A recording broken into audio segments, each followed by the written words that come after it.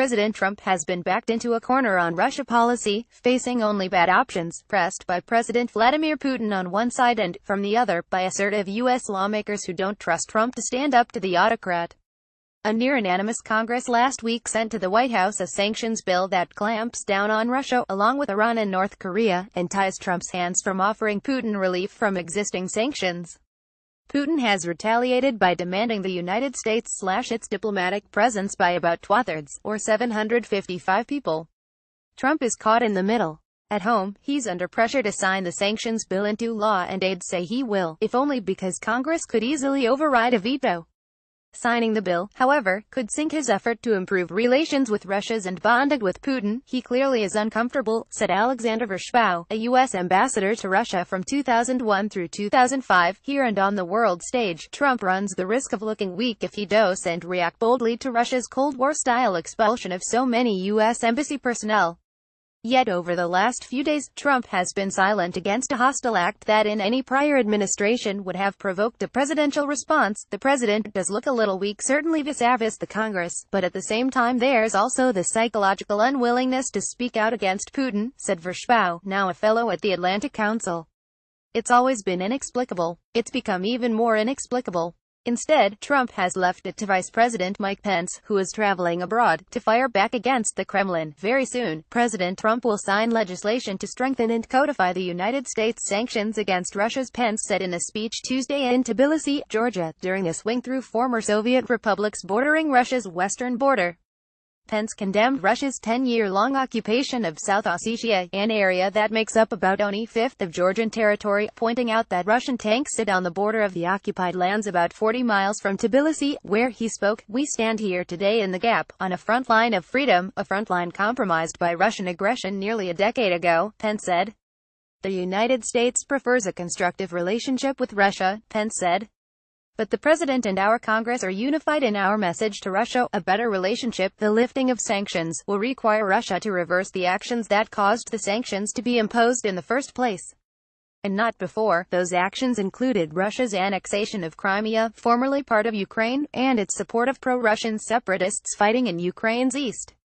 Trump tried to develop a friendship with Putin over the first 6 months of his administration, mostly by phone until the two men met extensively last month at a summit of leading nations in Hamburg, Germany. Their contacts there included a private discussion of more than 2 hours and a separate long chat during a dinner closing the summit. But early on, their efforts at building rapport seemed destined to falter. Hanging over their courtship is the investigation by a Justice Department special counsel into whether Trump's campaign colluded with Russia to win the election. Also, despite Trump's overtures to Putin, Russia hasn't let up on efforts to undermine democratic elections in Europe and to foil U.S. actions in Ukraine, Syria, Afghanistan and Libya.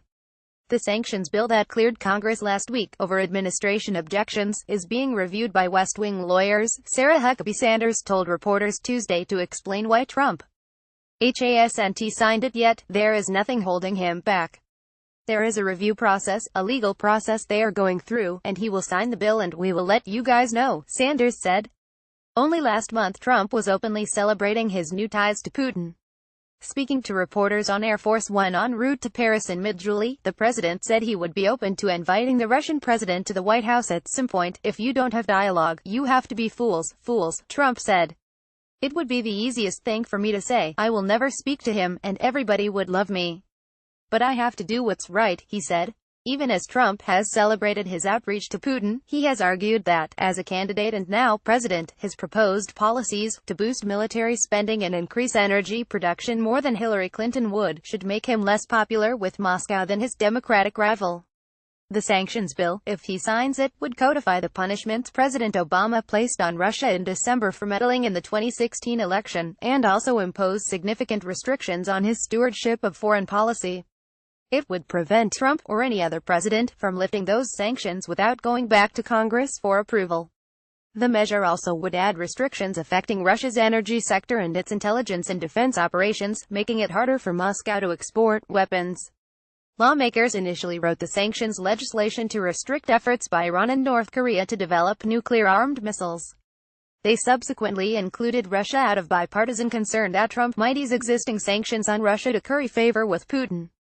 Niall Gardiner, director of the Margaret Thatcher Centre for Freedom at the Conservative Heritage Foundation and a former aide to the former British Prime Minister, said Trump was taking the path of the previous two presidents, Obama and George W. Bush, who came into office seeking better relations with Russia, only to run into the hard reality that Putin's interests are fundamentally at odds with America's. The reality is you can't get along with Vladimir Putin, he said. Gardiner said Trump was delegating Russian relations to staff, which was taking a justifiably hard line, and that the president is moving more and more in sync with administration experts. He pointed to several policy positions that show a harder line toward Russia. Among them the president's apparent intent to sign the sanctions bill, his support for building up military power in Europe and for the existing sanctions against Moscow for its aggression toward Ukraine, the deployment of bombers to Britain, and discussion of sending defensive weapons to Ukraine. Gardiner agreed Trump's rhetoric had been more conciliatory toward Russia, but pointed to Pence's tough words during his visit this week in the Baltics. I hope that President Trump will follow Pence's lead on this, he said. Pence is saying all the things that need to be said. Caption Twitter at @BrianBennett Brian.Bennett@LawTimes.com. Also, after healthcare failures, senior GOP senators serve notice. It's time to move on. Russia responds to sanctions bill by cutting U.S. diplomatic staff and seizing property. Jeff Flake takes on Republican denial over President Trump and the chaos in the White House. Updates 3:45 p.m.